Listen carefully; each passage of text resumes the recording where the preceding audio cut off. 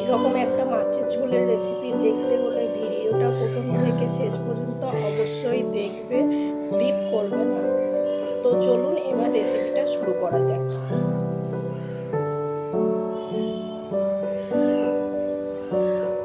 গরমের দিনে সুস্বাদু একটা মাছের রেসিপি।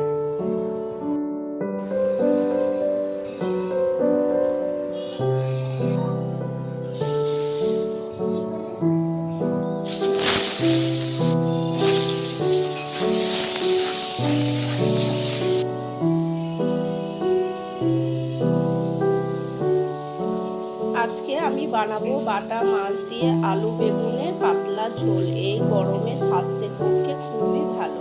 তো এখানে মাছটা আমি নুন হলুদ অল্প একটু তেল দিয়ে ম্যারিনেট করে নিয়েছি। মাছগুলো পরে ভেজে নেব। আলুটা আমি খুব কম আছে মিডিয়াম আছে ভেজে নিচ্ছি। তারপরে একটু ভাজা হলে আমি এখানে বেগুন দিয়ে দেবো। বেগুনগুলোকেও আমি আলুর সাথেই ভেজে নেবো। তারপরে আমি মাছগুলোকে ভাজবো, কারণ মাছের তেলটা থাকলে ঝোলের টেস্টটা বেশি ভালো হয়। ওই জন্য আমি আলুটা আগে ভেজে নিচ্ছি। ওগুলো আমার হালকা ভাজা হয়ে গেছে। এবার এর মধ্যে আমি বেগুনগুলো দিয়ে দেবো।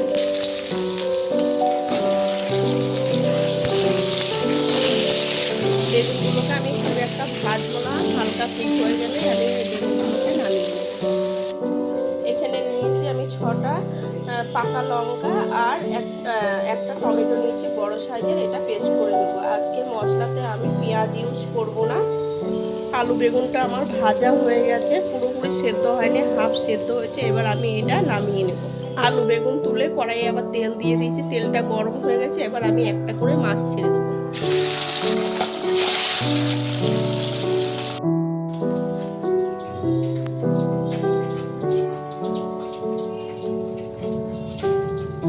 এখানে নিয়ে নিয়েছি আমি সাদা সরষে পেস্ট করা, আর এই যে দিয়ে দেবো জিরের গুঁড়ো দিয়ে দেবো। আর দিয়ে দেবো এখানে আদা আছে। আদাটা ফ্রিজে ছিল, তাই বরফ জমে গেছিলো, জল হয়ে গেছে। এখানে এই আদাটা আমি দিয়ে দেবো, আদা বাটা। আর এখানে দিয়ে দেবো একটু জল দিয়ে এটাকে মিশিয়ে নেবো। পেস্টটা ভাজা হয়ে গেছে, মাছগুলো তুলে নেবো। এবার ওর মধ্যে দিয়ে দেবো কালো জিরে। মাছগুলো সব ভেজে নিয়েছি আমি। মাছগুলো আমি সব একভাবে ভেজে নিয়েছি। এবার দিয়ে দেবো টমেটো লঙ্কার পেস্টটা। এই রান্নাটা আমি পেঁয়াজের ব্যবহারটা করবো না, পেঁয়াজ দেবো না।